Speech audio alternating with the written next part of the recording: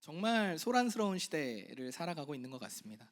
SNS 여러분 많이 하시죠? 저도 좀 SNS 많이 하는 편인데요. 보게 되고 자꾸 나도 모르게 핸드폰 옆에 있으면 자꾸 꺼내 보게 되고, 그래서 어제 한 두세 시간 아이들한테 SNS 강의를 했어요. 나도 못하면서 그러면 안 된다, 뭐 도파민 중독이다 해서 11시까지 막 오랜만에 진짜 한 2, 3개월 만에 아이들과 그런 대화를 했는데, 네. 우리 1호 빼고 2, 3, 4호 데리고 SNS에 정말 수많은 컨텐츠, 텍스트들이 넘쳐납니다. 근데 그 중에서도요, 내 텍스트가 좀 더 돋보여야 하잖아요. 그러다 보니까 내가 하나 올리는 이 텍스트에도 엄청난 시간, 에너지, 또 많은 고민을 거듭해서 올리기도 합니다.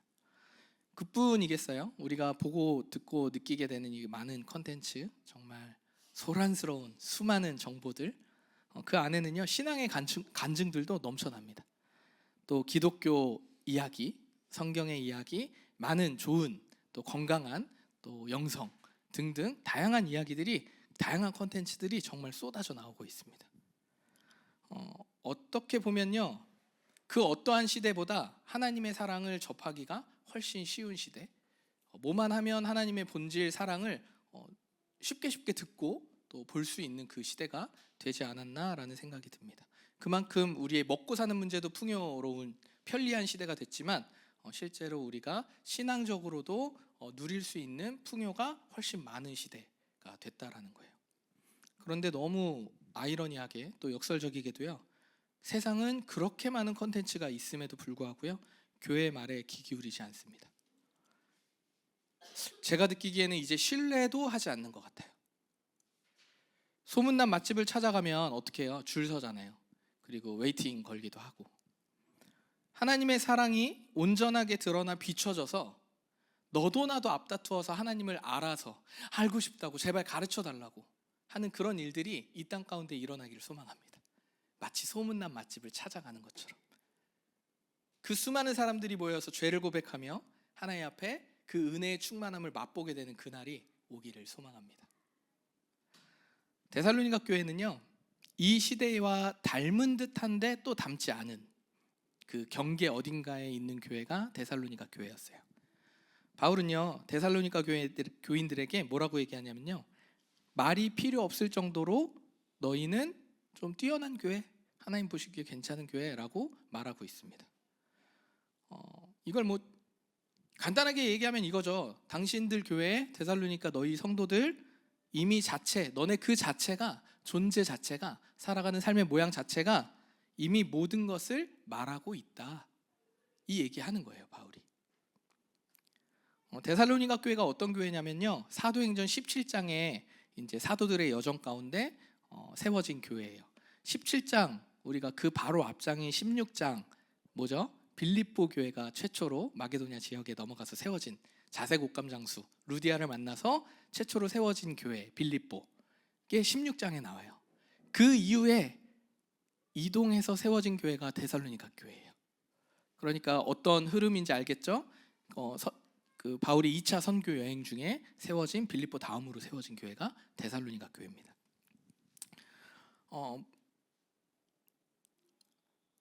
성경은 바울이 데살로니가 지역에서 뭘 했는지 사도행전 17장에 보면 좀 자세히 나와 있는데요, 데살로니가 지역에 딱 도착해서 빌립보에서 이제 교회를 세우고 난 다음에 나왔어요. 지역을 이동했습니다. 그리고 데살로니가 지역에 가서 뭘 했냐면, 바울은 항상 한 지역에 가면 무엇을 합니까? 유대인의 회당을 찾죠. 그래서 유대인의 회당에 들어가서 예수 그리스도를 복음으로 전파를 합니다. 당연하게도 바울이 무엇 하였겠어요? 유대인의 회당을 찾아가서 복음을 전했어요. 얼마간? 3주간이라고 사도행전 17장에 이제 흐름상에 보면 나와 있습니다. 3주간 복음을 전한 거예요. 유대인 회당에 들어가서 유대인들에게 복음을, 예수 그리스도가 살아계시다 전한 겁니다. 회당에서 3주라고 하는 거는 이제 회당의 기준으로 보는 거고, 사실 많은 학자들은 그 딱 3주만 있었던 건 아니다, 그 3주를 포함하여서 대략 한 3개월 정도 데살로니가 지역에 머물렀고, 그 사이에 어떤 교회가 세워졌다? 데살로니가 교회가 세워졌다. 쉽게 얘기하면 신생교회예요. 정말 이제 갓 태어난 아기 같은 교회. 근데 3개월간 정도 머물면서 회당에서는 3번 정도, 3주 정도 복음을 전했지만 그 사이사이 또 바울이 어떠한 사역들, 복음을 전하는 일들을 했겠죠. 뭐 텐트 메이크도 했을 수도 있고. 근데 이 상황을 쉽게 그냥 이렇게 듣고 아 그렇구나 하기에는 되게 놀라운 일들이에요. 왜냐하면 3개월 정도 머물면서 유대인 회당에서 3주간의 복음을 전파로 세워진 신생교회가 데살로니가 교회인데, 바울은 데살로니가 교회를 뭐라고 얘기해요? 말이 필요 없는 교회래. 더군다나 마게도냐 지역이 어떤 곳이냐면요, 이 데살로니가가 어떤 곳이냐면 마게도냐의 수도, 그 지역의 수도 같은 곳이에요. 그리고 대도시, 그러니까 상업적으로도 항구 도시로도 엄청나게 많은 우상들이 존재하고 그곳에 많은 사람들이 오며 가며 수많은 정보들이 오고 가는 곳. 쉽게 얘기하면 그냥 우상 천지인 곳이 데살로니가 지역이었다라는 거예요. 그런데 바울은 이들을 보고 뭐라고 하냐면 모든 믿는 자의 본이라고 7절에 말하고 있어요. 말이 필요 없는 교회, 모든 믿는 자의 본이 되었다라고 지금 바울은 칭찬하고 있다는 거예요. 오늘 우리는 복음의 능력이 어떻게 살아 역사하는지 말씀을 통해 볼 것입니다. 바라는 것은요, 이 성경의 말씀을 통해서 우리의 삶에도 이 복음의 능력이 경험되어지고 나타나여지고 역사되어지는 그런 놀라운 일이 있기를 간절히 바라고 소망합니다. 오늘 본문 2절 3절을 보면요, 바울 선교팀이 데살로니가 교인들을 위해 기도한대요. 항상 기도하고 편지 서신에는 그렇게 쓰죠. 샬롬하고 평안하라 하고 당신들을 위해 기도하고 있습니다, 이렇게 인사 안부말을 전합니다. 근데 데살로니가 교인들을 위해서는 어떻게 기도했냐면 데살로니가 교인들을 대해 항상 하나님께 감사하대요. 그리고 너희를 쉬지 않고 기억하고 있다라고 말하고 있어요. 여기서 주목할 점은요, 바울이 전한 복음이기에 끊기죠. 여기서 주목할 점,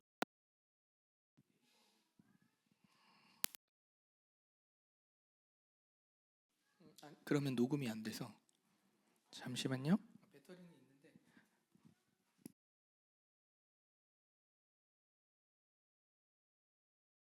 둘, 셋. 네. 여기서 주목할 점은 바울이 전한 복음이기 때문에, 바울이 전해서 교회가 세워졌잖아요. 그러니까 바울이 감사하는 것은 당연한 것처럼 보이잖아요. 어찌 보면 인간적 감사로 바울이 감사하다라고 할 수도 있을 것 같아요. 그런데 사실 바울이 감사하다라는 건 하나님께 감사한 건데요, 본인의 감사의 조건이 조금 달라요. 우리가 뭐 이루어졌으니까, 우리가 했으니까 너희들이 잘하는 걸 보니 너무 기쁘다, 이 정도의 수준이 아닌 거예요. 바울이 감사하다라는 이유는요, 하나님께서 기억하실 만한 모습으로 너네가 존재했기 때문에, 그 데살로니가 교회 안에 그런 모습이 분명히 있었기 때문에 그것 때문에 너무 기뻐한다, 감사한다라고 바울은 말하고 있는 거예요. 3절 말씀인데요, 너희의 믿음의 역사와 사랑의 수고와 우리 주 예수 그리스도에 대한 소망의 인내를 우리 하나님 아버지 앞에서 끊임없이 기억함이니. 하나님이 기억하실 만한 3가지를 얘기하고 있습니다. 첫째 뭐예요? 믿음의 역사. 두 번째 사랑의 수고. 세 번째 소망의 인내. 이 3가지가 지금 어디 교회에 있대요? 신생교회, 아기교회, 데살로니가 교회에 있대요.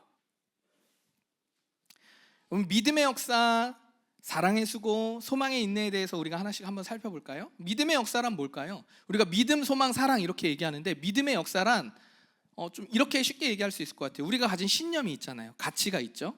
또 행동 양식이라는 게 있을 거예요. 또 우리가 가지고 있는 지식이 있어요. 그런데 이것에 머무는 믿음, 하나님 이런 분이야, 이런 믿음, 이 정도가 아니라 실제 알고 신념, 가치, 지식을 알고 있는 이것을 넘어서 실제 우리의 삶의 현장에서 발현된 능력을 믿음의 역사라고 한다는 거예요. 그러면 사랑의 수고는 무엇일까요? 감정적 호감, 사랑해, 또 소통, 공감하고 배려하는 것, 이 정도로 사랑한다, 이 사랑의 수고다라고 얘기하는 게 아니에요. 고통과 희생을 감수하는 구체적인 섬김이 있는 사랑의 수고가 어디 교회에 있었다? 데살로니가 교회에 있었다. 자, 3번째 소망의 인내를 얘기합니다. 이 소망의 인내가 있었대요. 제일 어려운 것 같아요. 소망이 있는데 그것에 대해서 인내하고 있대요. 단순히 버티는 게 아니라 다시 오실 주님을 향해서 능동적으로, 주님이 오실 것이기 때문에 능동적이고 역동적으로 어떻게 하는 거예요? 버티고 견디고 사랑하고 애써서 하나님의 말씀을 지켜서 살아냈다라는 거예요. 칼빈 신학자죠. 신학자 칼빈은요, 이 세 가지 믿음의 역사, 사랑의 수고, 소망의 인내를 뭐라고 얘기하냐면 신앙의 뿌리에서 작용한 우리의 실제 삶에서 나타난 열매들이라고 얘기해요. 그러니까 아는 것을 넘어서 우리의 실제 삶에 나타난 열매들이 이런 모습들로 나타났다라는 거죠. 정리하면 뭐예요? 데살로니가 교인들이요, 지금 보여주기식 믿음을 가지고 있었던 게 아니라는 거예요. 보여주기식 사랑을 하고 있는 게 아니라는 거예요. 보여주기식 인내하는 거 아니라는 거예요. 봤지? 나 이 정도 참았잖아. 이거 아니라는 거예요. 믿음의 역사, 사랑의 수고, 소망의 인내가 실제 삶에 드러났기 때문에 어떻게 한대요? 바울이 감사하대요. 어떻게? 하나님이 기억하시기 때문에. 하나님 앞에 그 모습으로 너희가 살아가기 때문에. 여러분, 우리가 알고 있죠. 세 가지 뭐죠? 믿음, 소망, 사랑. 이게 신앙의 3대 요소라고 얘기해요. 믿음, 소망, 사랑이. 근데 이 요소를 우리가 오늘 다시 한번 생각해 보기를 원합니다. 우리의 신앙의 열심히 해요. 근데 그 누가 보아도 멋지고 아름답게 펼쳐지는 신앙의 여정들이 있다고 할지라도 또 막 사역이 막 펼쳐져서 우리의 세상에서의 어떠한 잘됨이 막 넘쳐나서 누가 봐도 부러워할 만한 삶, 누가 봐도 부러워할 만한 공동체가 되었다 할지라도, 그렇게 됐으면 좋겠어요. 그러나 그렇게 되었다 할지라도 하나님 앞에서 기억될 만한 것이 없다면 사실 그것은 빈 껍데기나 마찬가지라는 거예요. 믿음의 역사가 없고 사랑의 수고가 없고 소망의 인내가 없는 행복 추구 잘됨, 우리 모두가 바라지만 결국 하나님 보시기에 기억할 만한 것이 없다라는 이야기입니다. 이 얘기예요. 결과와 열매를 판단하기보다 우리의 중심이, 우리의 삶의 과정이 어디에 있느냐, 무엇에 있느냐, 어디에 서 있느냐, 어디를 걸어가고 있느냐. 제가 몇 달 지금 계속 같은 얘기 하고 있잖아요. 어디에 서 있냐, 어디에 동참할 것이냐, 어디로 향해 발걸음을 내디딜 것이냐, 이거 하나님이 보신다는 거예요. 하나님은 무엇을 기억하실까? 이 질문을 가지고 우리의 삶과 우리의 가정과 직장과 공동체, 그리고 우리가 생각하는 꿈꾸는 사역, 이 모든 것이 이 질문 앞에 시작되어야 한다는 거예요.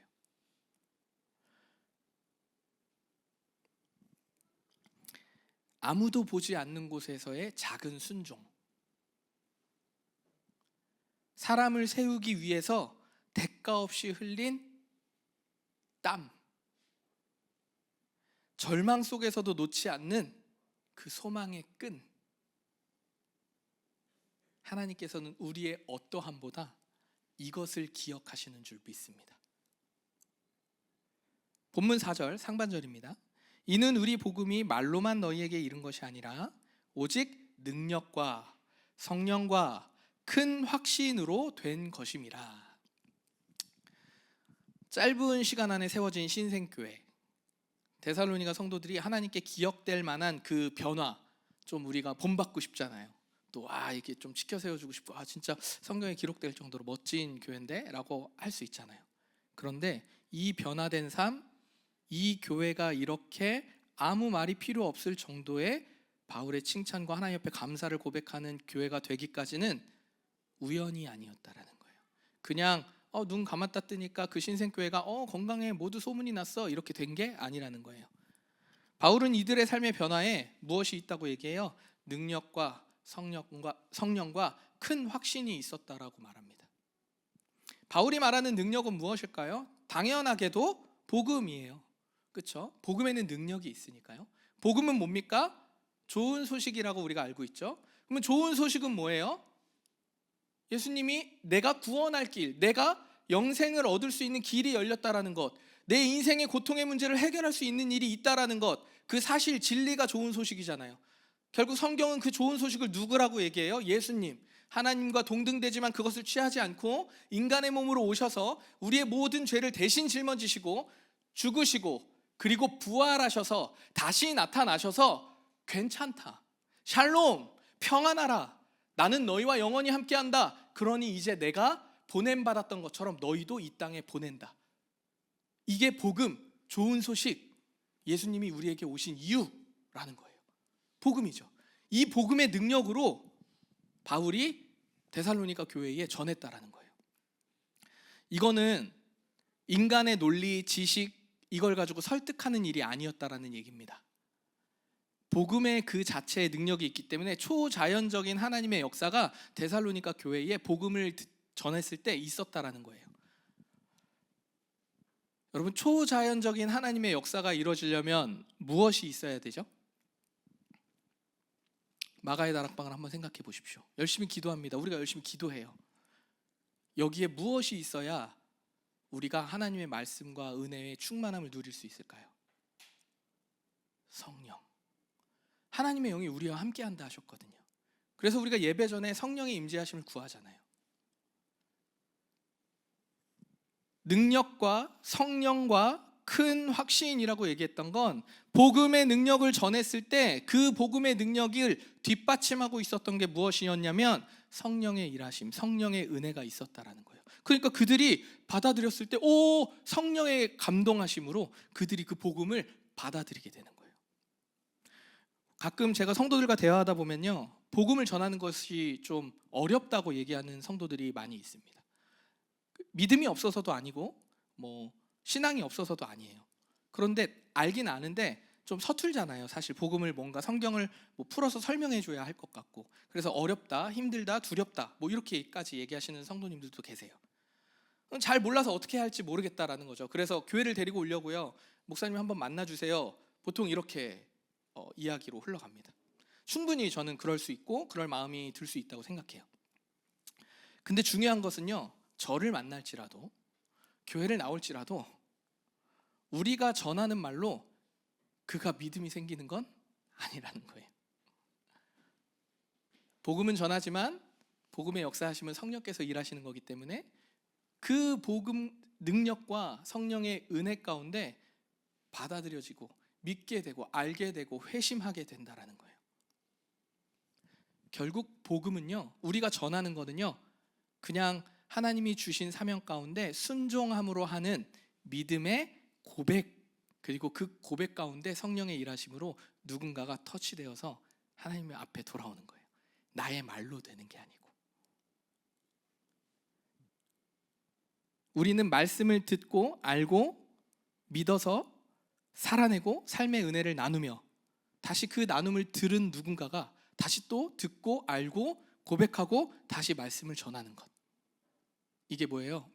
가서 모든 민족을 제자 삼아 성부와 성자와 성령의 이름으로 세례를 베풀고 내가 가르쳐 지키게 한 모든 것을 가르쳐 다시 지키게 하라. 대위임령. 근데 바울은 여기서 마지막 하나 큰 확신에 대해서 얘기하죠. 너무 중요한 큰 확신. 능력으로, 복음의 능력으로 전했어요. 성령의 임재하심으로, 또 성령께서 함께 하심으로 그들이 복음의 예수 그리스도를 받아들인 거예요. 회당에서 전했잖아요. 유대인들까지도 받아들였겠죠. 받아들인 거야. 너무 좋은 거예요. 근데 그걸 보고 바울이 편지에 뭐라고 적는 거냐면 큰 확신, 무슨 뜻이에요?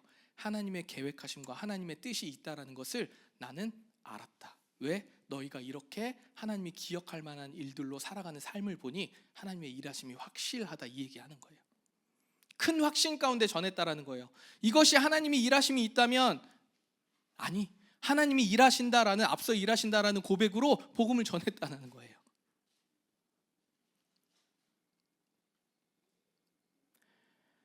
하나님의 사랑에 대한 수많은 말은 많아요.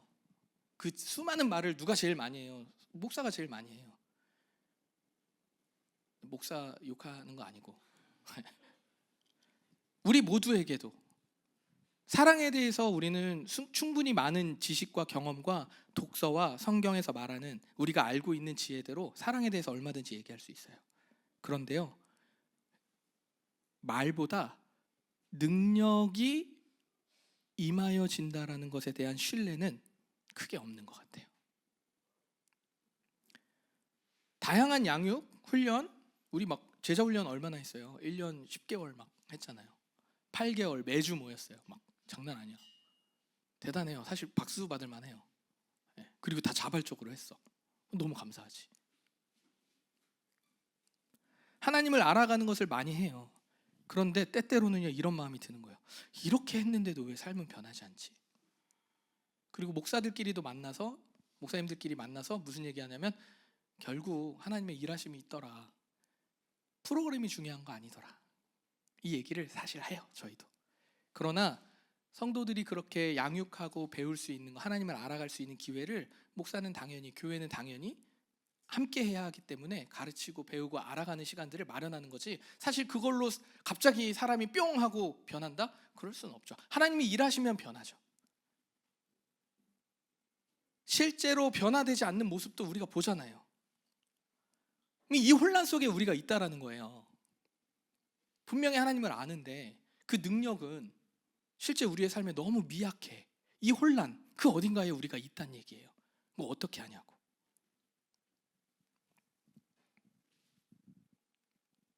오늘 성경 말씀을 통해 우리에게 전해지는 이 메시지는요, 진정한 복음의 능력은, 복음의 전도는, 복음의 선포는 이 선포하는 자의 삶과 결코 분리될 수 없다라는 것을 얘기하고 있는 거예요. 말만 한다고 되는 건 아니란 얘기예요.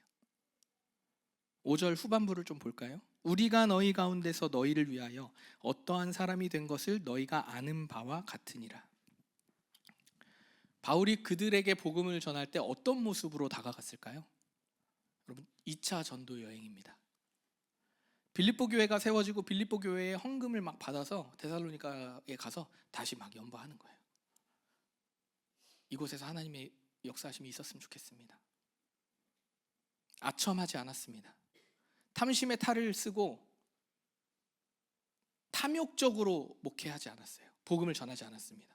심지어 자신들의 목숨까지 주기를 기뻐했다라고 성경은 얘기해요. 이러한 복음 앞에 진실한 태도가 복음의 능력을 증명한 거예요. 우리 알잖아요.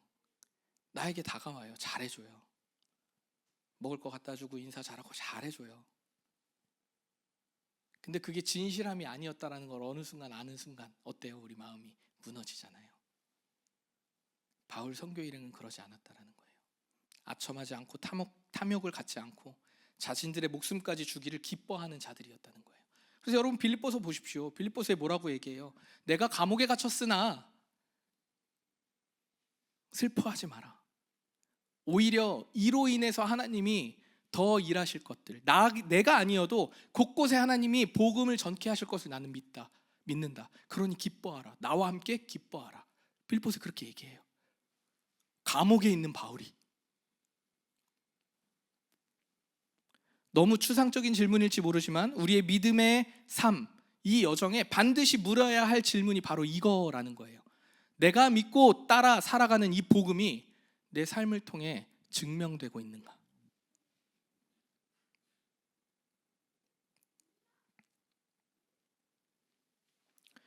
데살로니가 교회의 상황을 조금 더 살펴볼까요? 바울이 막 감사하고 말이 필요 없는 교회야 이렇게 하지만 이 데살로니가 교회의 회심과 변화가 되게 이렇게 쉽지 않았던, 우리가 생각하는 것보다 훨씬, 사도행전 17장에 보면 그들이 겪었던 박해를 좀 자세히 기록하고 있거든요. 일단은요, 유대인들이 폭동했어요. 복음을 받아들이지 못했던 유대인들이 폭동해서 누구를 죽이려고 해요? 바울을 죽이려고 해요. 바울은 원래 유대인들 죽이려고 했던 사람인데 오히려 이제 쫓깁니다. 유대인들이 막 바울을 죽이려고 해요. 그리고 막 선동해요. 저자가 진짜 하나님을 무시하는 자다, 변질된 자다 이러면서 막 선동해서 바울을 죽이려고 합니다. 근데 그 가운데 이 데살로니가라는 지역에 데살로니가 교회가 세워지기까지는 반드시 씨앗 뿌림의 누군가의 숭고한 희생이 있어요. 빌립보 교회에 누가 있었죠? 루디아, 자생옥감 장소에 루디아가 있었던 것처럼 이곳에도 그런 순교자의 삶을 감당한 자가 있었어요. 누구냐면 야손이라는 사람이에요. 이 야손이라는 자가 뭘 했냐면 복음을 전하는 그 기간 동안 자신의 집을 내어주고 물신양면으로 복음을 전할 수 있는 환경과 상황과 이 모든 것들을 제공한 거예요. 근데 유대인들이 보기에 어떻습니까? 야손은 죽어야 마땅한 사람이죠. 그러니까 어떻게 하냐면 야손을 끌고 읍장이라고 해요. 그 지역의 관리자를 읍장이라고 하거든요. 그래서 야손을 읍장에까지 막 끌고 가요. 바울이 그걸 봤어요, 안 봤어요? 봤잖아. 수고와 헌신, 사랑의 수고로, 믿음의 역사와 사랑의 수고와 소망의 인내로 살아가는 그 야손과 그 믿음의 여정이 살아나는 그 현장 속에 누군가가 핍박을 직접적으로 받고 있는 걸 바울이 본 거예요. 이 야손이란 인물이 루디아와 같이 하나님 앞에 자신의 집을 선교지로 내어놓고 하나님 앞에 정말 순고하게 순종의 모습으로 나아갔다는 거예요. 그런데 어떻게 해요? 지금이 위협받고 정치적 고발로 인해서 사회적 매장, 재물에 대한 몰수, 배척, 위협, 생명의 위험, 이 모든 것들을 지금 야손뿐 아니라 그 당시에 있던 그 예수를 믿는 사람들의 고통과 고난에 실제적인 문제가 있었다라는 거예요. 이런 상황에서 복음을 받아들여서 아무 말이 필요 없어, 어떤 말도 필요 없어, 삶으로 증명됐잖아 라고 하는 이 복음을 받아들이는 교회의 모습은요, 사실상 생존을 걸어야 하는 결단이었다라는 거예요.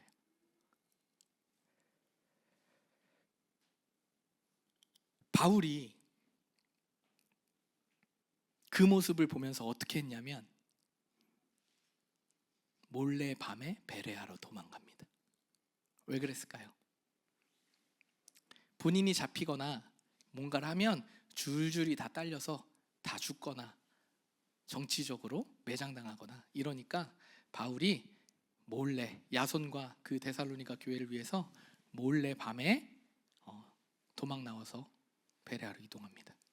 그게 이제 사도행전 그 여정 가운데 있는 거예요. 그런 교회예요, 지금 데살로니가 교회가. 그들의 회심, 그들의 하나님이 기억하시는 그 교회의 변화의 삶은요, 모든 고난 속에서 성령이 주시는 그 기쁨 안에 이루어졌다는 것이 오늘 우리가 한번 생각해 보아야 할 지점, 메시지라는 것입니다. 이게 무슨 의미예요? 복음으로 살아가는 삶에는요, 환경을 초월하는 기쁨이 있다라는 거예요. 여러분, 이게 와닿으십니까? 이 고백이 우리 모두의 믿음의 고백이 되기를 축복합니다. 세상이 주는 기쁨은요, 환경이 변하면 금방 시들해지고 없어집니다. 제가 제일 많이 경험했어요. 결혼할 때 단칸방 밥을 침대 위에서 먹었습니다. 욕심이 있었어요. 침대만큼은 큰 거, TV만큼은 큰 거 해서 집에 침대랑 TV를 넣으니까 바닥이 없어. 그래가지고 침대 위에서 밥 먹었어요. 그래도 너무 행복했어. 그런데 시간이 지나요. 시온이가 태어납니다. 모든 가족이 침대 위에서 생활을 해요. 너무 힘들더라고. 막 너무 기뻤잖아요. 너무 막 마음에 진짜 집 옮기고 싶다. 그래서 거실이 조금 더 넓은 집으로 투룸, 거실은 거실 역할을 못하는 투룸 갔어요. 너무 좋았죠. 방이 하나 더 생겼잖아. 그래서 그곳이 어디냐면 예전에 보신 분 계실 텐데 시온이가 피자 사주세요 아빠 이거 했던 그 장면, 그 집이거든요. 예. 거기서 서윤이가 태어났어요. 너무 좋잖아요. 근데 금세 어때요? 불만이 생겨요. 좁아. 이대로는 안 돼. 그리고 다시 어디로 가냐면 이제 아파트를 좀 살아보고 싶은데. 그리고 셋째가 생깁니다. 그리고 다자녀 전용으로 제 인생 처음으로 아파트를 살아봅니다. 방이 2개. 근데 거실이 너무 넓어. 너무 넓어. 온 가족이 다 누워도 다 잘 수 있어. 너무 좋아. 불만이 생겼을까요? 안 생겼을까요? 생겼어요. 넷째가 생깁니다. 다시 한번 건너편으로 이사가요. 이제는 방이 몇 개? 3개. 우와, 할렐루야. 방이 3개 막 다 이뤘다. 불만이 있을까요, 없을까요? 있어요. 화장실이 왜 이렇게 좁아? 화장실 몇 개인데 2개인데 너무 좁아. 이 집 이렇게 애들 집 놓고 하면 뭐 어쩌고 저쩌고 책상 놓을 곳도 없고 막 불평 불만이 막 나와요. 그리고 마지막 이사를 갑니다. 지금 집으로 이사를 갑니다. 방이 몇 개? 3개. 화장실 몇 개? 2개. 거실은 더 넓어. 저 개척할 때 저희 집에서 가정교회 하자고 제가 원래 말씀드렸다가 성도들이 다 도리도리 하셨잖아요. 이렇게 아니다, 그건 아니다. 지금 불만이 있을까요, 없을까요? 없어요. 한 17년, 18년 정도 살아야 자족하는 마음이 생기나 봐요. 뭐 아이들은 모르겠어요. 저는 적어도 지금 저희 집 할 수만 있다면 나라에서 그냥 계속 살게 해줬으면 좋겠어. 너무 좋아요. 좋은 일이 있으면요 기뻐해요. 나쁜 일이 있으면 슬퍼합니다. 당연해요. 당연합니다. 당연한 것이겠죠. 그런데 성령이 주시는 기쁨은 환경과 다르게 우리의 생각과 우리의 보편적인 사고와 느낌과는 좀 다르게 평안이란 이름으로, 기쁨이란 이름으로 다가온다는 거예요.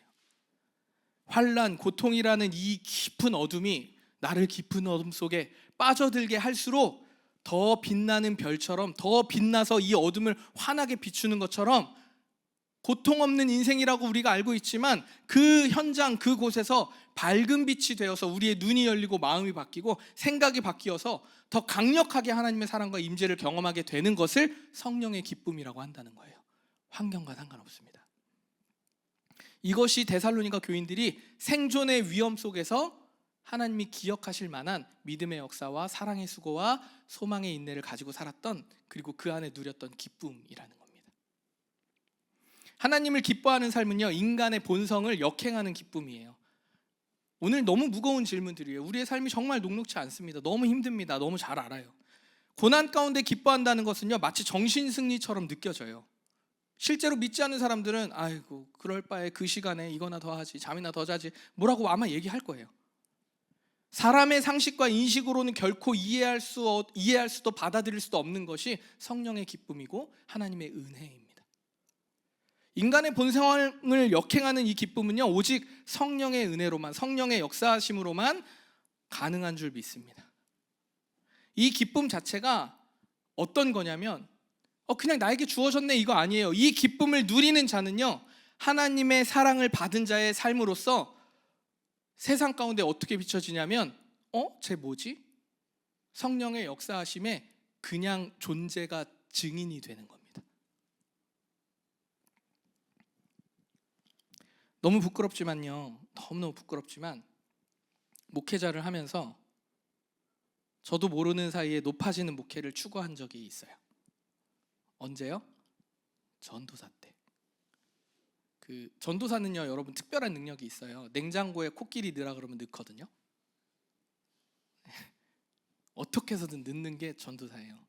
뭐 여러 가지 의미가 있지만, 뭐 옛날 어른들 선배님들의 말이지만 되게 열심히 사역했어요. 정말 열심히.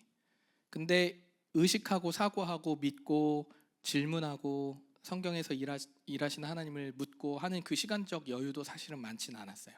너무 바빠서. 뭐 핑계일 수 있겠지만, 근데 그렇게 큰 교회에서 열심히 목회를 하다 보니까요 슬슬 마음이 어떤 게 생기냐면 이제 요거 좀 잘 지나고 내가 이렇게 하면 조금 더 인정받겠지, 조금 더 나은 자리로, 조금 내가 더 배울 수 있는 자리로 포지션이 이동이 되겠지. 실제로 많이 인정을 받고 많이 포지션이 이동이 됐어요. 제가 말씀드렸었나요? 저는 한 번도 그 목회하면서 이력서를 써본 적이 없어요. 다 콜링으로만 사역지로 옮겼습니다. 뭐 나름의 또 하나님 주신 은혜 감사라고 생각하는데 뭐 교만인가? 뭐 시간이 지나면서 더 많이 배우게 되고 그 누구보다 내가 사역을 잘하고 그 누구보다 괜찮을 거라고 생각했어요.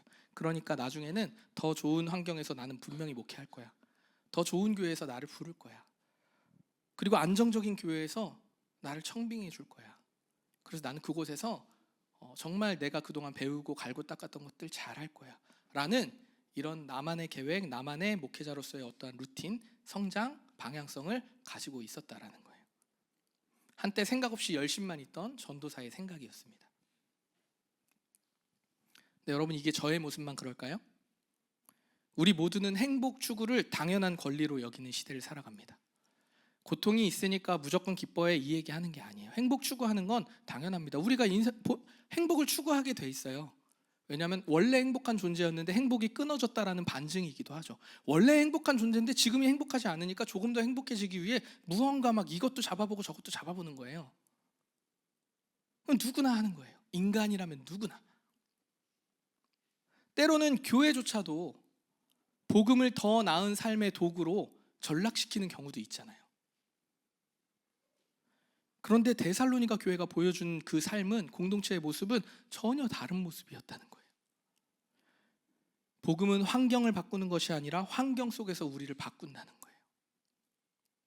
우리가 살아가는 그 환경 속에서 우리를 바꾼다는 거예요.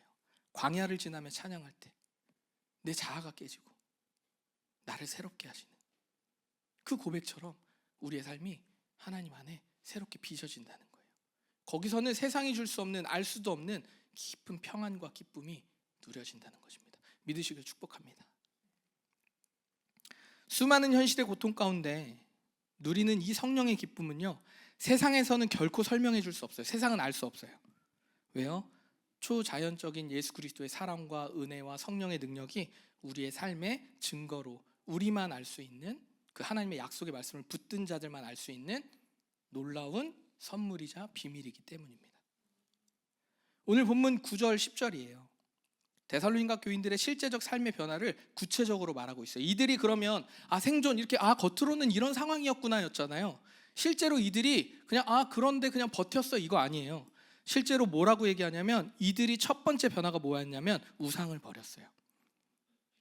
우상. 그 시대의 우상과 지금 시대의 우상은 조금 다를 수 있겠지만 이 시대로 말하면 그 시대랑 비슷하다고 표현되는 건 샤머니즘이 있을 수 있겠죠. 돌, 자연, 어떤 점 보는 것도 그럴 수 있고 등등 수많은 것들이 우상.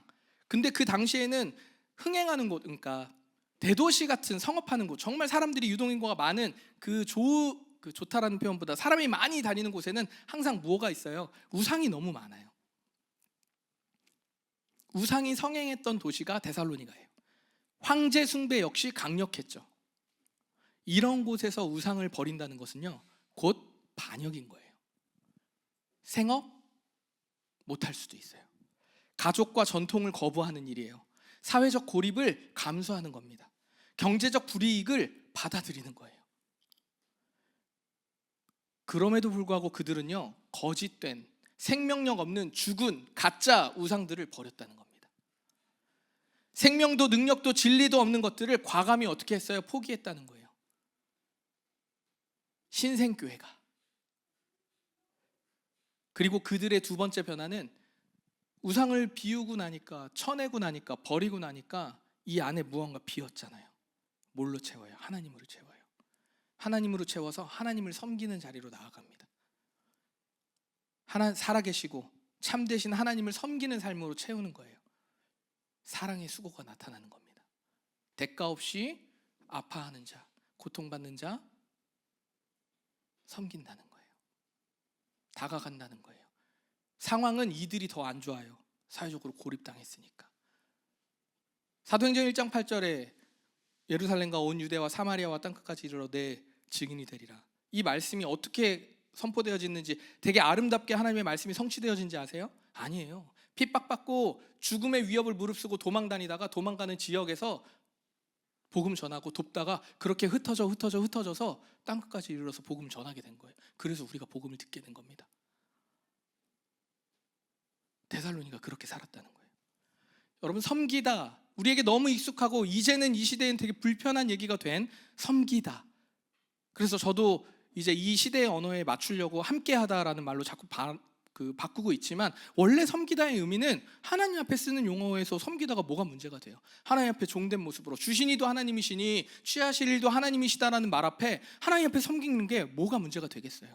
노예가 주인을 섬기는 건 당연한 겁니다. 전적인 헌신이에요. 그런데 세상이 말하는 섬기다, 종으로 보는 것과 다르다는 거예요. 하나님은 우리를 볼 때 사랑으로 인격적으로 돌보아 주시면서 그 섬김을 귀하게 받는 거예요. 그 섬김 사실 필요 없거든요. 돌들을 통해서도 찬양받으시는 분이 인간이 섬긴다고 뭘 더 하시겠냐는 거예요. 그런데 그들은 그럼에도 불구하고 그들의 삶의 중심축을 완전 바꿨어요. 우상을 버리고 하나님으로 채우고 하나님을 섬기기로 결정했습니다. 사랑의 수고로 나아가기로 결정했다는 거예요. 결정적으로 그들은요, 그 삶을요, 어떻게 했냐면 소망으로 인내했어요. 설교 준비하면서 여러분, 소망으로 인내했대요. 데살로니가 교인들의 믿음의 정점이 여기서 나타나는 것 같아요. 장차 올 진노에서 구원하여 낼, 이게 무슨 얘기냐면 심판이 있다는 얘기겠죠. 주님 다시 오실 때 심판하신다는 거예요.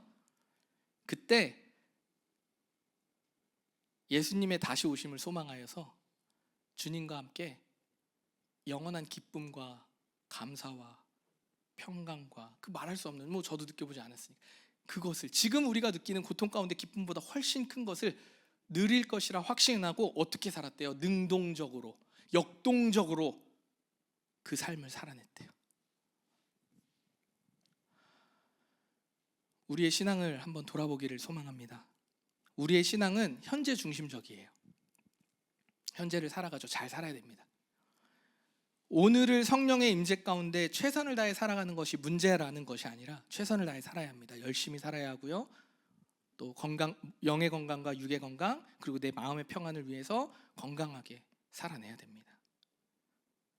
그런데 이 열심이, 이 수고가 현재의 축복, 현재의 안정감, 현재의 성공, 건강, 이것에 초점이 맞춰진 채 살아간다는 것은 소망이 없는 삶과 다를 바 없다라는 겁니다. 여러분에게 소망이 있으십니까? 예수님의 사랑 안에서 예수님의 말씀을 따라 살아가는 그리스도인들은요, 현재가 아니라 미래를 보며 사는 거예요. 주님 오신다. 믿음의 역사와 사랑의 수고, 그리고 소망의 인내를 가지고 살아가야 하는 것입니다. 다시 오실 주님을 소망하는 삶을 묵상할 때에 데살로니가 성도들처럼 우리의 삶에 이런 변화들이 생겨요. 여러 가지가 각자의 일상에서 나타날 수 있을 것 같아요. 그런데 데살로니가 교회는 이런 변화들이 있었어요. 현재의 고난을 하나님의 눈으로 바라봤다는 거예요. 세상의 거짓된 헛된 우상에 집착하지 않았다는 거예요. 탐욕스러워하지 않았어요. 영원한 곳을 바라볼 수 있는 지혜와 눈과 분별함이 그들에게 주어졌다는 거예요. 저는 오디너리 교회에 이 하나님의 은혜의 충만함이 누려지기를, 부어지기를 바라고 소망합니다. 믿음, 소망, 사랑의 삶을 통해 데살로니가 교회가 어떤 교회가 되었죠? 제목? 소문난 교회가 되었어요. 소문난 교회, 소문난 맛집 아니고 소문난 교회. 바울의 고백처럼 말이 필요 없는 교회가 됐습니다. 소문난 맛집에 마케팅이 필요한가요? 모르겠어요. 요즘은 어떤지 모르겠는데 로컬 지역의 맛집 마케팅이 필요할까요? 그냥 거기가 제일 맛있어 하고 찾아가겠죠. 우리 교회도 이제 믿고 물어보는 맛집 잘하는 사람들이 꽤 있는데, 소문난 맛집에는 마케팅이 별로 필요 없죠. 삶을 통해 소문난 교회는요, 하나님 보시기에 최고의 아름다운 모습 아닐까요? 굳이 이 땅에서의 성공을, 교회로서의 성공을 얘기한다면 그들의 존재가 그리스도를 닮은 삶의 모습이라면 최고의 성공 아닐까요? 하나님의 기뻐하시는 교회가 그런 모습이 아닐까. 노래방에 가면요, 뭐가 있냐면 저희 여기에도 기능이 있는데 에코라는 게 있어요. 반향이라고 하죠. 이렇게 울림, 웅웅웅웅. 사랑해. 이거 뭐지? 이거 되게 잘하는 사람들이 있던데. 에코의 특징이에요. 3가지가 있죠. 몇 가지가 있는데, 첫 번째는요, 인위적으로 만들 수 없어요. 물론 특별한 능력을 가진 사람들은 만들더라고. 이런 거 하고 막 하면 하기는 하지만 인위적으로 만들 수 있는 건 아니죠. 방향은요, 에코는요, 본래의 소리가 좋을 때 더 좋은 방향이 생겨요. 했을 때 그게 울리고 퍼진다고 해서 좋은 소리가 들리진 않겠죠. 그리고요, 에코는요, 방향은요, 통제할 수 없어요. 울리는 걸 어떻게 막을 수 있어요? 마이크로는 막을 수 있겠지. 그런데 울려 퍼진다라는 관점으로, 소리라는 관점으로, 소문이라는 관점으로 막을 수 있어요? 없어요. 그냥 퍼져나갑니다. 데살로니가 교회에 소문이 이렇게 퍼져왔다는 거예요. 에코처럼 방향을 일으켜서. 저들은 그 어려움 속에서도 하나님의 사랑이라는 것, 예수를 붙잡고 살아가더래. 고통 가운데 그렇게 살더래. 그곳에 사랑의 수고가 있더래. 근데 그들은 소망을 가지고 인내하는 삶을 살고 있더래. 이 지역이 어디까지 가냐면 마게도냐라는 지역을 넘어서, 아가야라는 지역을 넘어서 각처로 퍼져나갔다고 성경은 얘기합니다. 복음을 전하는 데에는 자원이 필요한 게 아닙니다. 인적 자원 물론 있으면 좋겠지만, 아니면 재정 자원 있으면 좋겠지만, 이것이 본질은 아니라는 것을 생각해 볼 필요가 있습니다. 데살로니 교회와 같이 믿음, 소망, 사랑의 삶을 살아가는 교회는 방향을 일으키게 돼 있어요. 우리가 살아가는 삶의, 개인과 공동체의 삶에 믿음의 역사와 사랑의 수고와 소망의 인내가 있다면 에코 방향은 일어나게 돼 있습니다. 소문은 나게 돼 있어요. 여러분, 우리 삶에 실제로 전도지를 돌려본 적이 없어요. 여러분, 전도지 저희 개척하고 돌려본 적 있나요? 없어요. 다음 주에 한번 만들어 볼까요? 그래서 예배 전에 우리 한번 쫙 돌려볼까요? 전 진짜 바라는 건 뭐 그거 할 수도 있어요. 뭐 했다 안 했다 뭐 이게 중요한 게 아니라, 우리 삶에 실제 전도지를 돌리지는 않지만 우리의 존재 자체가 저는 전도지가 되기를 소망합니다. 환난 중에 기뻐하는 모습이 전도자의 모습이고요. 우상을 버린 결단, 내가 아는 하나님의 믿음 안에 결단의 여정들을 한번 애써서, 완벽하진 않아도 공동체에 함께 애써보는 것, 참여해보는 것, 이것이 전도지가 되는 삶, 그리고 무엇보다도 주님 다시 오실 것에 대한 기대와 소망으로 인내하는데 그 성령께서 주시는 성령의 열매, 인내를 맛보는 것. 하나님의 은혜와 예수님의 사랑과 성령의 임재하심으로 전도자의 삶을 살아갈 때요, 분명히 세상 사람들이 알아봅니다. 그들이 알게 되리라 주의 제자인 것을. 그렇게 되는 우리 오디너리 교회 되기를 예수 그리스도 이름으로 축복합니다. 말씀을 정리하겠습니다.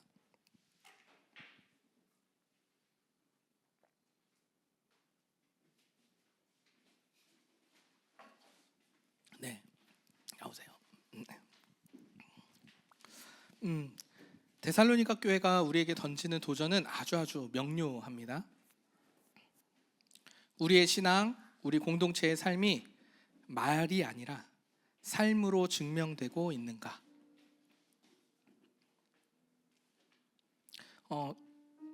한번 처음부터 한번 쭉 정리해 볼게요. 바울이 그들을 위해 감사하며 하나님이 기억했던 것들을 생각해 봅시다. 첫 번째, 믿음의 역사. 실제로 현장에 나타나는 믿음의 모습들을 얘기하는 거죠. 사랑의 수고, 대가를 치르는 사랑, 땀 흘림, 수고. 소망의 인내, 끝까지 주님 오실 것에 대한 역동적인 도전, 인내. 이 세 가지를 가지고 데살로니가 교회가 실제적으로 회심의 변화를 어떻게 가져갔냐면, 우상을 버리고 과거와의 단절을 했다라는 거예요. 그리고 비워진 그 자리에 하나님으로 채우고 섬김과 현재의 삶에 하나님의 은혜를 누리며 흘려보내는 데 집중했다라는 거예요.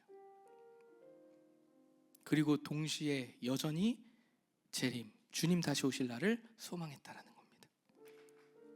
저는 이것이 우리의 개인의 삶뿐 아니라 하나님이 부르신 우리 공동체의 삶이 되기를 간절히 바라고 원합니다.